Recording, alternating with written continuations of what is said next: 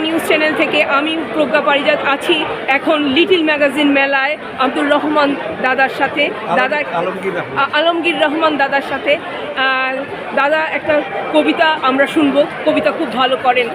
আজকে ওনার অনুষ্ঠানটা আমি ঠিক অ্যাটেন্ড করতে পারিনি, আমি দুঃখিত।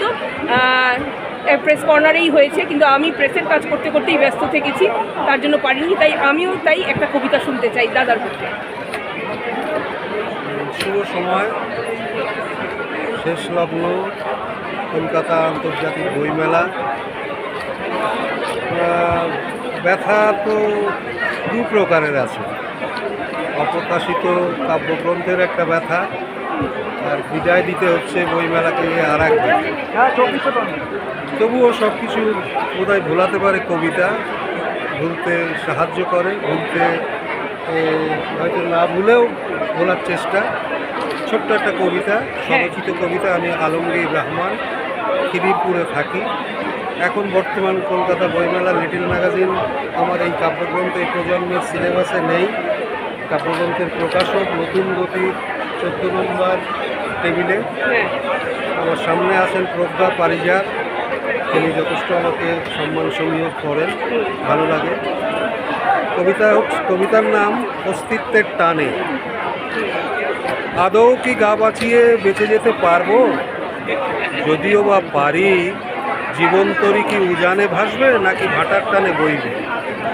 থরথর জীবন জিজ্ঞাসা খাদের ধারে দাঁড়িয়ে, ঘুরে দাঁড়ানোর ইচ্ছা শক্তি হাওয়ায় ওড়া ছন্ন ছাড়া শিমুল তুলো। তবুও কোন মধ্যাকর্ষণের টানে ঠাই দাঁড়িয়ে থাকা। ধন্যবাদ সকলকে। আরেকটা কবিতা হয়ে যাক দাদা, আরেকটা কবিতা।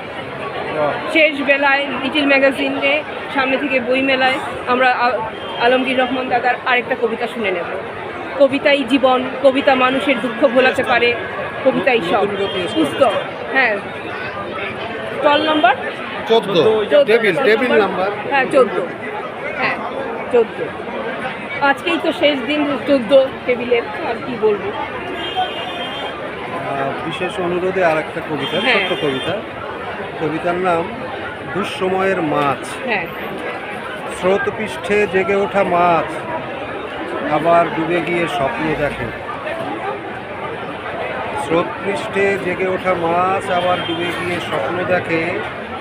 সুতো কাটা ঘুড়ি দমকা হাওয়ায় ঘুরপাক খায় আকাশে। হাসি গোলাপের উপর বসে প্রিয় গানের মাছি। প্রাত্যহিক সূর্যের নিচে হাঁটে ভবঘুরে ঘন আয়ু রেখা। বালুচরে বসে দেখা স্বপ্নের অভিযোগে আসামির কাঠগড়ায় দাঁড়ায় স্বাদ আর বাসনারা। নিরুত্তর নতমস্তকে দুঃসময়ের দরবারে। ধন্যবাদ। খুব সুন্দর দাদা কবিতাগুলো।